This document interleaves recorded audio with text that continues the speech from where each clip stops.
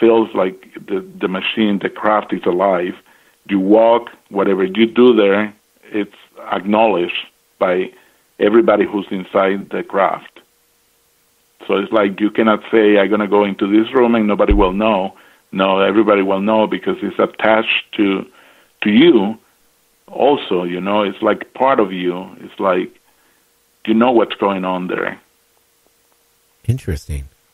And was it metallic like inside the craft, or what type of, did you notice the lighting or anything like that? Yes, most of them feel metallic, but this is special metal, like soft, very soft to the touch. But also I've been in glass spaceships that they are made of glass or seem to be like glass. And they feel like metal also, even though they're glass, but they feel like metal, like the softest, more beautiful than gold. And like this is special material that I never seen on Earth, never ever in my life seen it or felt it. Interesting. Now, you said you had a Facebook page. How can people find you, Carlos, on Facebook? On Facebook, they just type my name, Carlo S.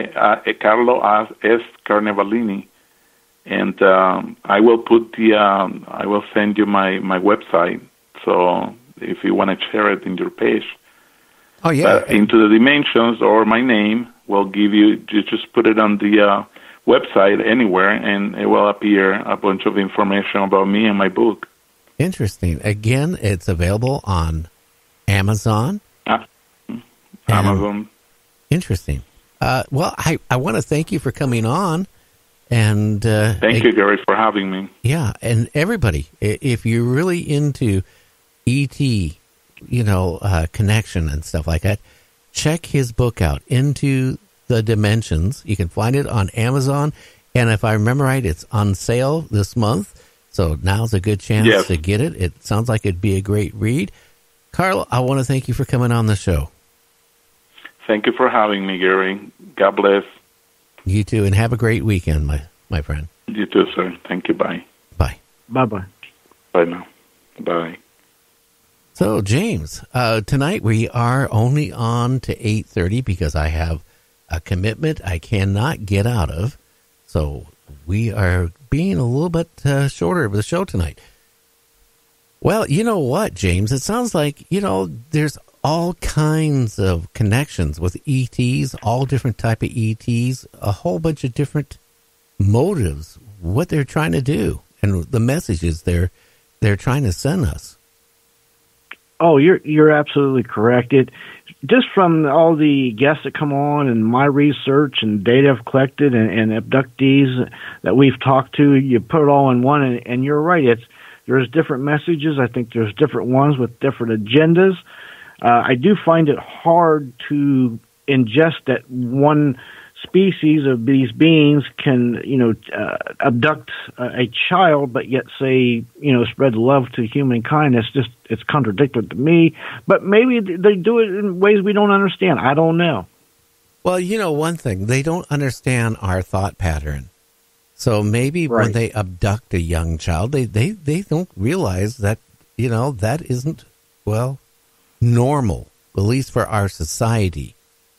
But maybe by abducting young children and instilling to them, you got to love each other. You got to work together as a race, as civilization.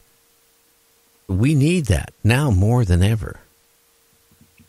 Right, and you said it better than I did. Yeah, maybe that's what their agenda is. I don't know. I do know there's definitely something going on there. I know that there's not millions and millions of people worldwide making this stuff up.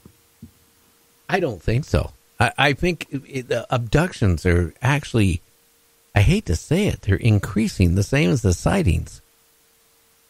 You're absolutely correct. They are. I can show you the stat. Well, I've kind of ran over the stats, I don't know, maybe a month ago on my news, but the sightings, not just of UFOs, but also with abductions, have went up almost double from last year, and especially in the months of September leading up into January. It's really been a lot of them. Yeah, and it's scary, too. I mean, like what Ryan was saying last night about, all the different sightings. By the way, coming up next week, we have Jeff Woolwine on. He's going to be talking about UFOs, fake or real. We're also going to be talking about, Las Vegas. Then I have on Tuesday, Larry Lovelace coming on to talk more about his abduction. Going to be interesting. I thought Terry was on Wednesday the 26th. I must got it marked wrong. Well, maybe I got this written wrong. What's the 20th? I'm sorry, I jumped. The 25th we have Jeff Crosson. Oh, okay. And he's going to be talking about UFOs. And then on the 26th, Terry Lovelace will be on. And then on the 27th, we got David Pierce. You remember the TV show Bewitched? Oh, yeah. Of course. We're going to spend an hour and a half talking about Bewitched. Why not? This is a little bit different. And then on the 28th, we have Earl Grey on, who's with MUFON. We're going to be talking again about UFOs. So next week, 4 nights of the week is going to be about aliens and UFOs and all that type of stuff. Oh, yeah. We had Jeff Krause. He's a member of MUFON, and so is Earl Grey. Plus, Earl Grey, he supplies us with some great music as well. So, and then Terry. So, yeah. Oh, yeah. It's going to be a great week. And plus, I Bewitch. I kind of really enjoyed that show. I really liked the original Darren it was on. But, I mean, I can tell you it was a good show. It ran quite a few years.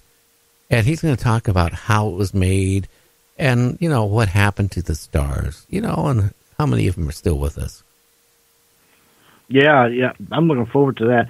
I remember I can't even remember her name, McGovern, I think, or something like that, the lady that played the witch there. She had an evil sister or cousin that would come on with black hair, and she'd always try to get old Darren to do bad things. Yeah, it was a good show. So, just a little bit something different.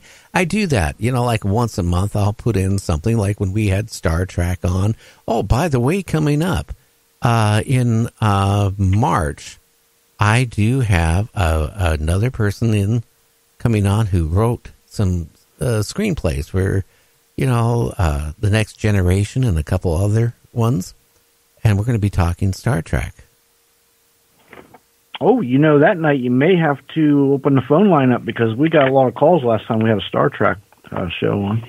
Well, last time we were just talking about the studio that in a warehouse in, I think, Georgia, where they have a replica set up of, the Enterprise. And actually, a lot of people come in and they make their own, shows about, because they love Star Trek. So you can actually see a lot of those, on YouTube. So one of them is really good. The next was it The Next Voyage? Great. They finished off where Star Trek, when it was canceled, they put the ending onto it. Yeah, that's fantastic, and that would be great to go to a place. You go into a big building, and the whole studio is pretty much the Enterprise. That would be pretty neat to go to. Oh yeah, I would love to be into that because I'm a big Star Trek fan. I watch it several nights a week. The original Star Trek, that is. Now, what I find interesting is William Shatner has said he would love to do another Star Trek. Oh, that would be something. Now, I would watch it.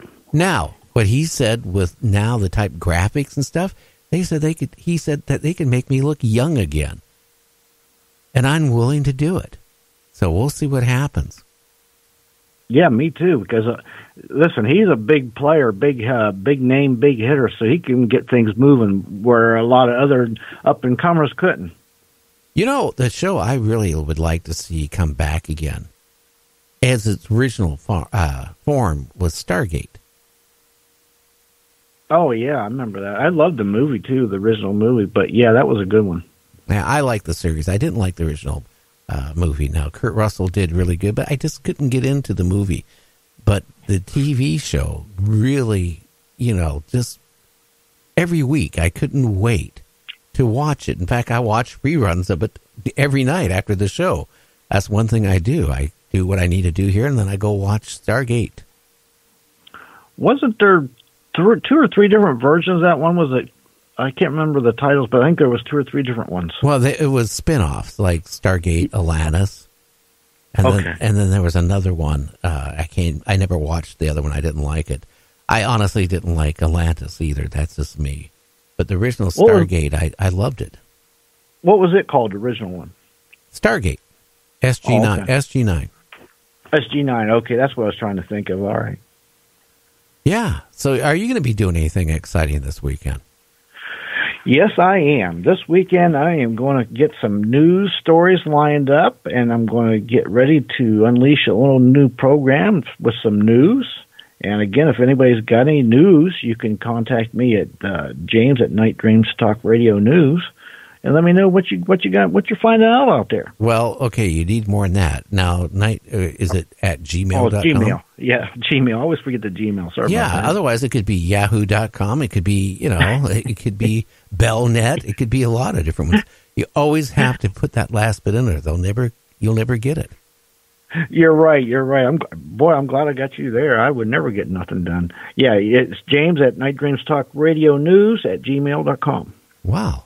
Well, anyway, we're going to step out of here. We'll be back Monday with some great shows. If you're into UFOs, abductions, and all that stuff next week, it's going to be great. I mean, everything from UFO reports, what's going on with MUFON, and Terry Lovelace is going to talk more about what happened to him.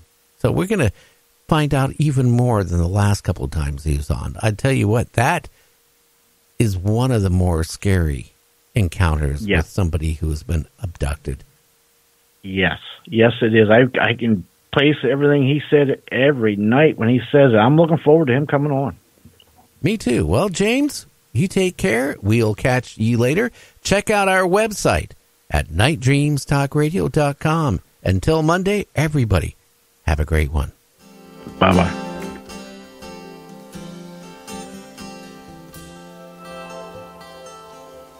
You and I were living in the strangest of times on my hill, watching while the cities rise from the collapse that we left when the sun beat it down to the valley.